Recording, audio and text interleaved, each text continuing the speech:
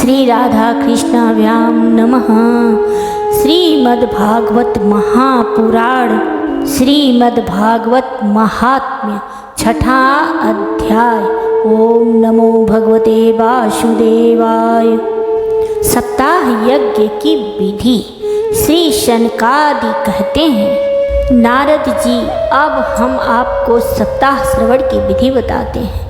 यह विधि प्रायः लोगों की सहायता और धन से साध्य कही गई है। पहले तो यत्नपूर्वक ज्योतिषी को बुलाकर मुहूर्त पूछना चाहिए तथा विवाह के लिए जिस प्रकार धन का प्रबंध किया जाता है उस प्रकार ही धन की व्यवस्था इसके लिए करनी चाहिए। कथा आरंभ करने में भाद्रपद, अश्विन, कार्तिक, मार्गशीर्ष, आषाढ़ और श्रावण ये 6 महीने श्रोताओं के लिए मोक्ष की प्राप्ति के कारण हैं। देवर से इन महीनों में भी भद्रा, व्यतिपात आदि कुयोगों को सर्वथा त्याग देना चाहिए तथा दूसरे लोग जो उत्साही हों उन्हें अपना सहायक बना लेना चाहिए। फिर प्रयत्न करके देश देशांतरों में यह संवाद भेजना चाहिए कि यहाँ कथा होगी। सब लोगों को सब परिवार पधारना चाहिए। स्त्री और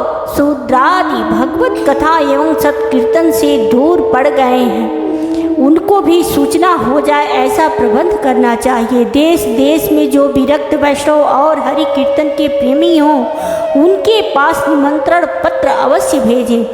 उसे लिखने की विधि इस प्रकार बताई गई है। महानुभावों, यहाँ 7 दिन तक सत्पुरुषों का बड़ा दुर्लभ समागम रहेगा और अपूर्व रसमयी श्रीमद् भागवत की कथा होगी। आप लोग भगवत रस के रसिक हैं, अतः श्री भागवतामृत का पान करने के लिए प्रेम पूर्वक शीघ्र ही पधारने की कृपा करें। यदि आपको विशेष अवकाश न हो तो भी एक दिन के लिए तो अवश्य ही कृपा करनी चाहिए, क्योंकि यहाँ का तो एक क्षण भी अत्यंत दुर्लभ है। इस प्रकार विनय पूर्वक उन्हें निमंत्रित करें और जो लोग आए उनके लिए यथोचित निवास स्थान का प्रबंध करें। कथा का श्रवण किसी तीर्थ में, वन में अथवा अपने घर पर ही अच्छा माना गया है। जहाँ लंबा चौड़ा मैदान हो वहीं कथा स्थल रखना चाहिए। भूमि का शोधन, मार्जन और लेपन करके रंग बिरंगी धातुओं से चौक पूरे। घर की सारी सामग्री उठाकर एक कोने में रख दे। 5 दिन पहले ही यत्नपूर्वक बहुत से बिछाने के वस्त्र एकत्र कर ले तथा केले के खंभों से सुशोभित एक ऊंचा मंडप तैयार कराएं। उसे सब ओर फल, पुष्प, पत्र और चंदुवे से अलंकृत करें तथा चारों ओर झड़ियाँ लगाकर तरह तरह के सामानों से सजा दे। उस मंडप में कुछ ऊंचाई पर 7 विशाल लोकों की कल्पना करें और उनमें विरक्त ब्राह्मणों को बुला कर बैठाएं। आगे की ओर उनके लिए यहाँ यथोचित आसन तैयार रखें। इनके पीछे वक्ता के लिए भी एक दिव्य सिंहासन का प्रबंध करें।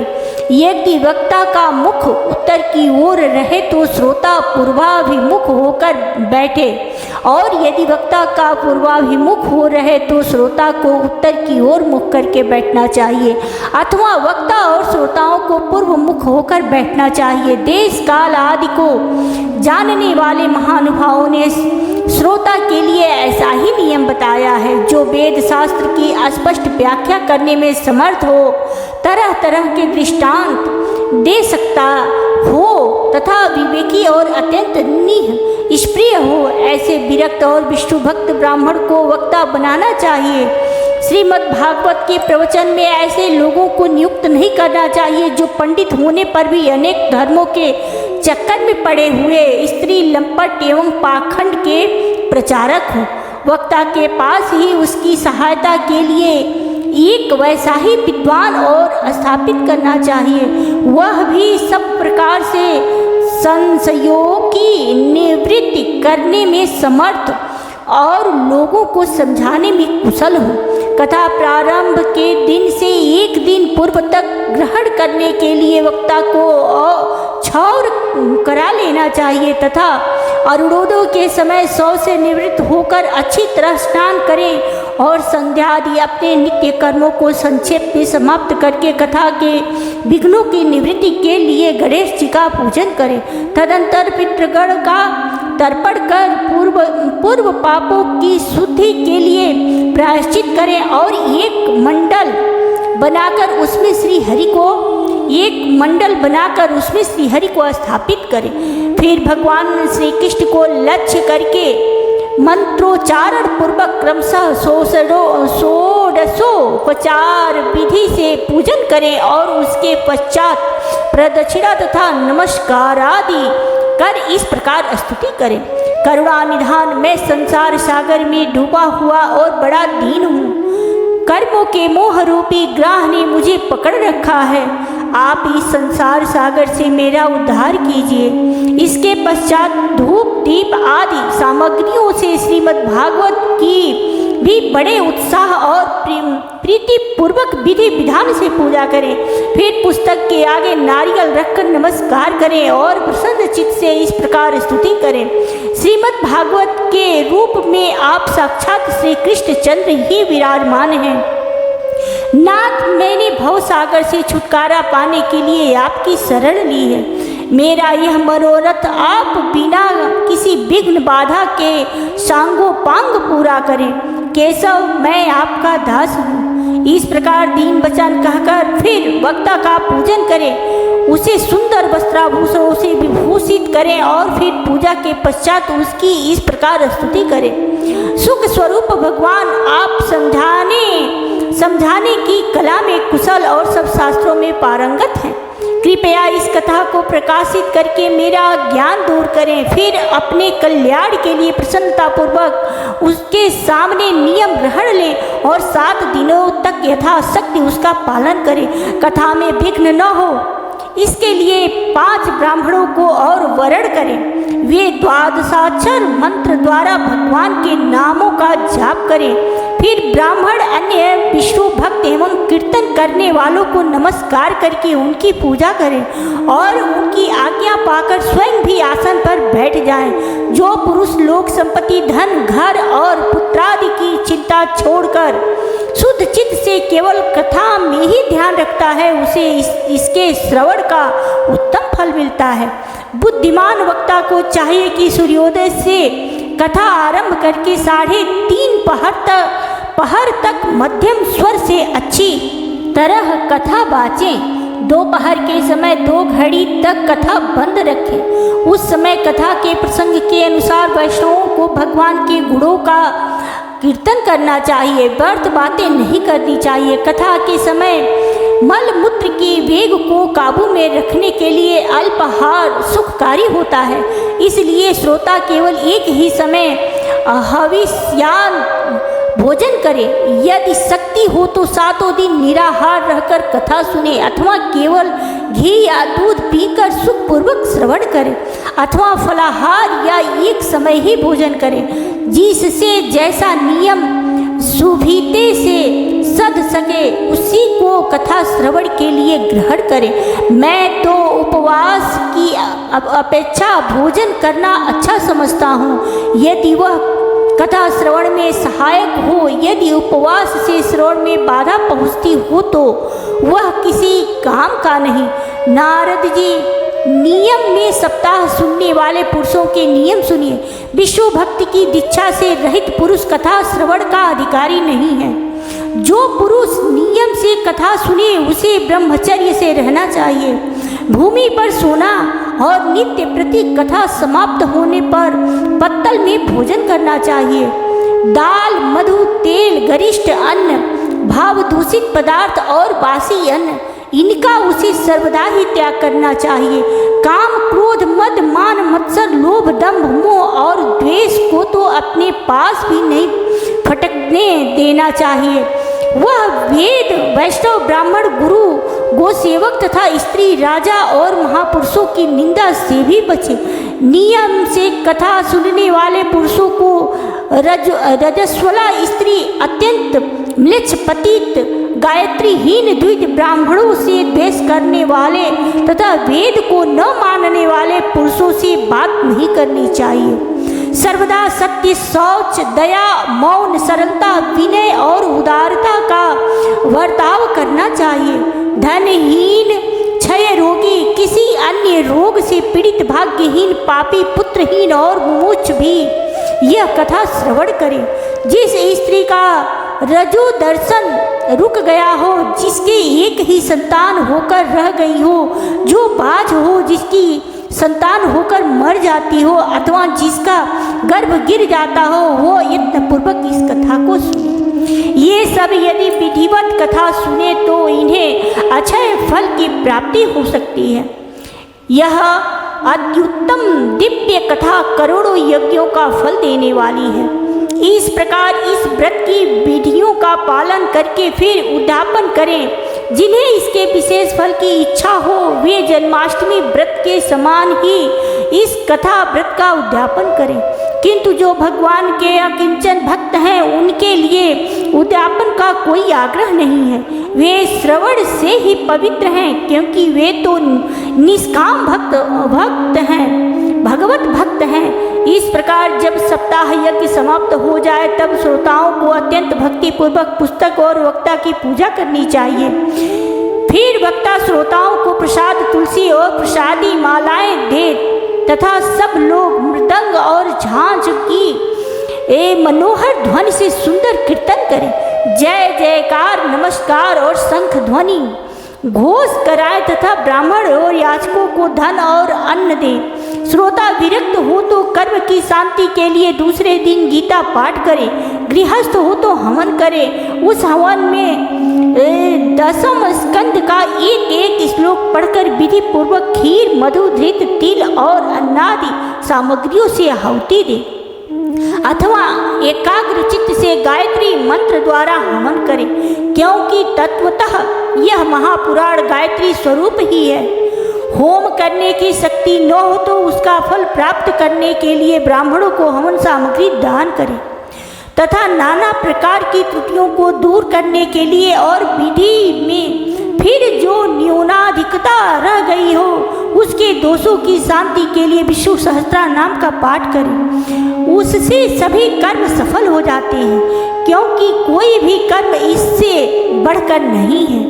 फिर 12 ब्राह्मणों को खीर और मधु आदि उत्तम उत्तम पदार्थ खिलाएं तथा व्रत की पूर्ति के लिए गौ और स्वर्ण का दान करें। सामर्थ्य हो तो 3 तोले सोने का एक सिंहासन बनवाएं, उस पर सुंदर अक्षरों में लिखी हुई श्रीमद् भागवत की पोथी रखकर उसकी आवाहनादि विधिवत उपचारों से पूजा करें और फिर जितेंद्रिय आचार्य को उसका वस्त्र, आभूषण एवं गंधादि से पूजन करें।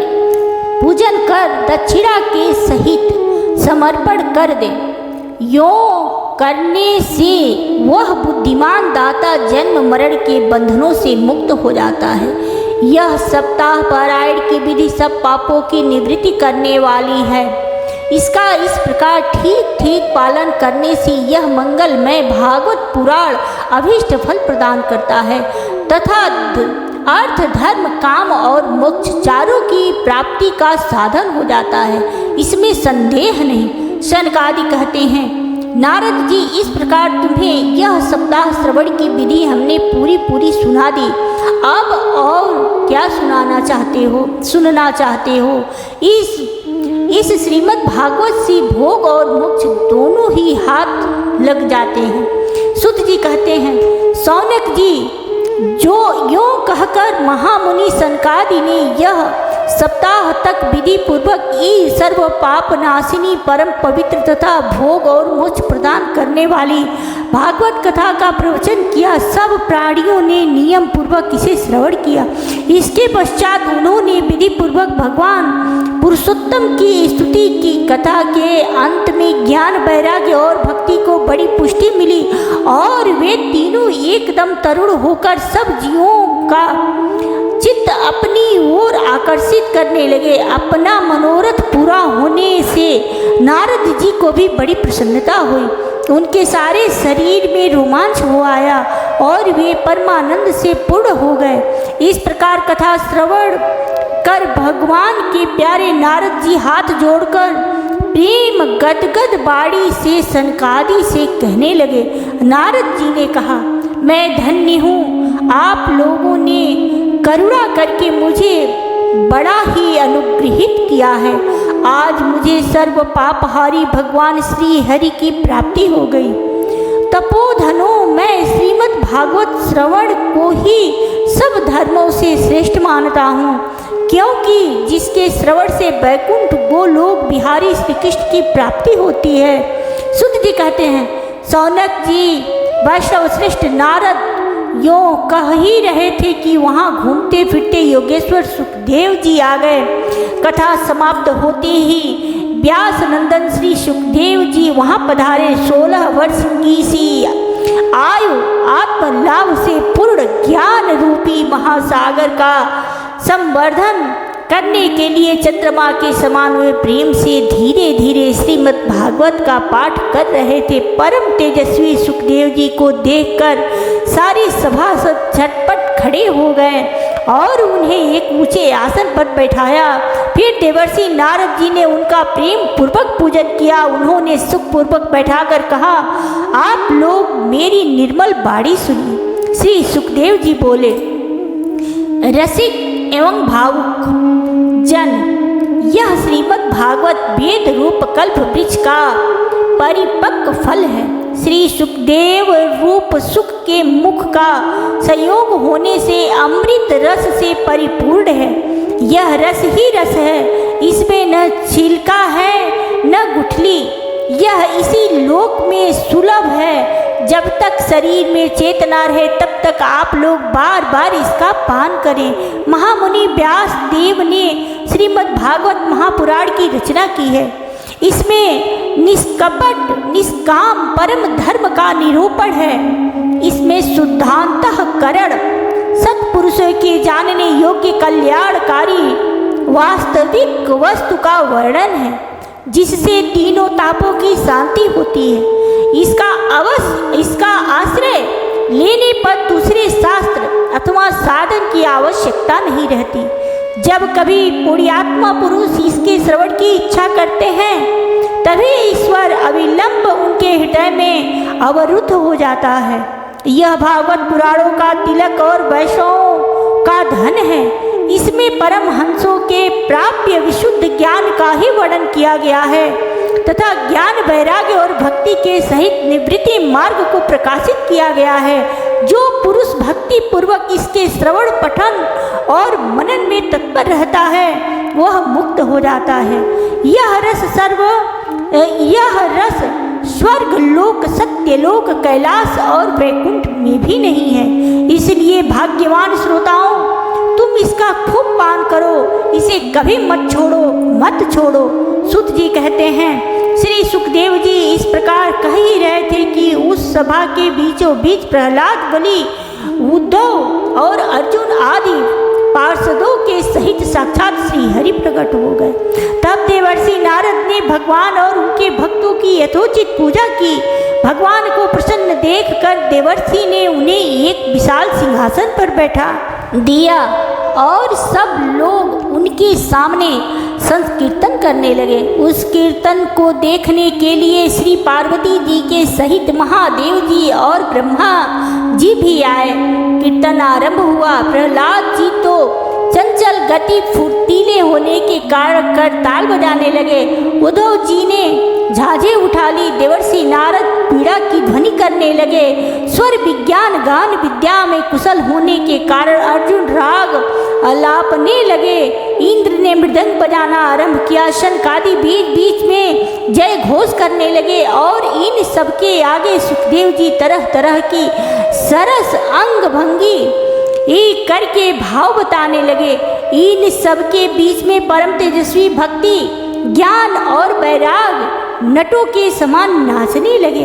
ऐसा अलौकिक कीर्तन देखकर भगवान प्रसन्न हो गए और इस प्रकार कहने लगे कि मैं तुम्हारी इस कथा और कीर्तन से बहुत प्रसन्न हूँ। तुम्हारे भक्ति भाव ने इस समय मुझे अपने बस में कर लिया है, अतः तुम लोग मुझसे वर मांगो। भगवान के ये वचन सुनकर सब लोग बड़े प्रसन्न हुए और प्रेमार्थ चित्त से भगवान से कहने लगे, भगवान हमारी यह अभिलाषा है कि भविष्य में भी जहाँ कहीं सप्ताह कथा हो वहाँ आप इन पार्षदों के सहित अवश्य पधारें, हमारा यह मनोरथ पूर्ण कीजिए।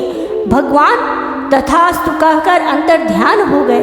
इसके पश्चात नारद जी ने भगवान तथा उनके पार्षदों के चरणों को लक्ष्य करके प्रणाम किया और फिर सुखदेव जी आदि तपस्वियों को भी नमस्कार किया। कथा अमृत का पान करने से सब लोगों को बड़ा ही आनंद हुआ, उनका सारा मोह नष्ट हो गया। फिर वे सब लोग अपने अपने स्थान को चले गए। उस समय सुखदेव जी ने भक्ति को उसके पुत्रों सहित अपने शास्त्र में स्थापित कर दिया। इसी से भागवत का सेवन करने से श्री हरि वैष्णव के हृदय में आ विराजते हैं।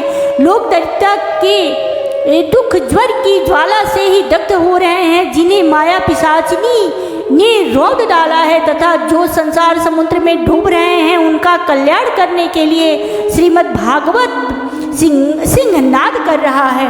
सौनक जी ने पूछा, सुत जी सुखदेव जी ने राजा परीक्षित को, गोकर्ण ने धुंधकारी को और सनकादि ने नारद जी को किस किस समय यह ग्रंथ सुनाया था, मेरा यह संशय दूर कीजिए। सुत जी ने कहा, भगवान श्री कृष्ण स्वधाम गमन के बाद कलयुग के 30 वर्ष से कुछ अधिक बीत जाने पर भाद्रपद मास की शुक्ला नवमी को सुखदेव जी ने कथा आरंभ की थी। राजा परीक्षित ने कथा सुनने के बाद कलयुग के 200 वर्ष बीत जाने पर आषाढ़ मास की शुक्ल नवमी को गोकर्ण जी ने यह कथा सुनाई थी। इसके पीछे कलयुग के 30 वर्ष और निकल जाने पर कार्तिक शुक्ल नवमी से सनकादि ने कथा आरंभ की थी। निष्पाप सौनक जी, आपने जो कुछ पूछा था उसका उत्तर मैंने आपको दे दिया। इसलिए कलयुग में भागवत की कथा भव रोग की रामबाण औषध है। संत जन आप लोग आदर पूर्वक इस कथामृत का पान कीजिए। यह श्री कृष्ण को अत्यंत प्रिय समर्पण संपूर्ण पापों का नाश करने वाला, मुक्ति का एकमात्र कारण और भक्ति को बढ़ाने वाला है।